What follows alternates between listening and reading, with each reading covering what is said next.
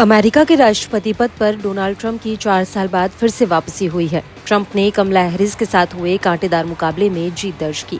अपने चुनावी कैंपेन में ट्रंप ने कई बड़े और लोक लुभावने वादे किए थे, जिनका सरोकार सिर्फ अमेरिकियों तक नहीं बल्कि दुनिया से भी था, जिन्हें अब ट्रंप के लिए पूरा करने का वक्त आ गया है।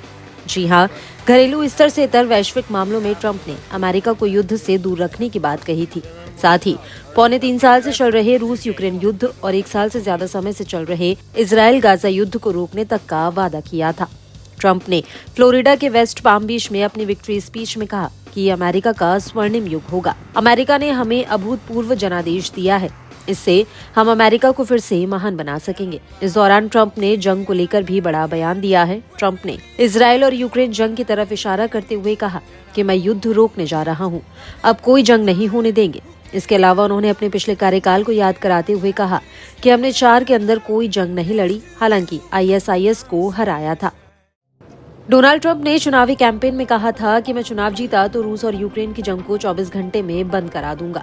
भले ही 24 घंटे में ऐसा संभव नहीं हो पाए, मगर इसके पीछे ये साफ संकेत है कि यूक्रेन को सपोर्ट जरूर बंद या कम हो सकता है। जैसे ही अमेरिकी मदद मिलनी रुकेगी, रूस यूक्रेन के बीच शांति वार्ता की पहल तेज हो जाएगी।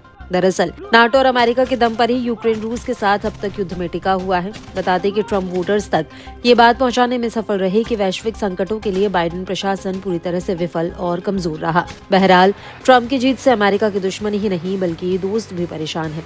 उन्हें आशंका है कि क्या उनका दूसरा कार्यकाल भी पहले की तरह उठापटक से भरा रहेगा। खास तौर से ट्रंप की नाटो से हटने की धमकियां भी इसमें शामिल हैं।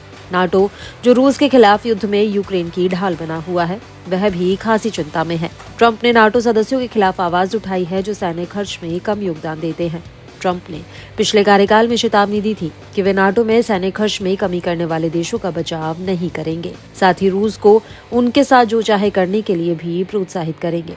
वहीं मिडिल ईस्ट में मचे घमासान पर ट्रंप ने कहा था कि अगर वे राष्ट्रपति होते तो ये नौबत ही नहीं आने देते। इजराइल को कई मोर्चों पर जंग से जूझना नहीं पड़ता। ऐसे में इस बात की पूरी आशंका जताई जा रही है कि इजराइल को पहले से मिलता आ रहा अमेरिकी समर्थन कई गुना बढ़ सकता है। इससे इजराइल का ईरान समर्थित प्रॉक्सी गुटों पर हमला बढ़ सकता है। ऐसे में ट्रंप की व्हाइट हाउस में वापसी मिडिल ईस्ट की दिशा और दशा को काफी हद तक प्रभावित कर सकती है।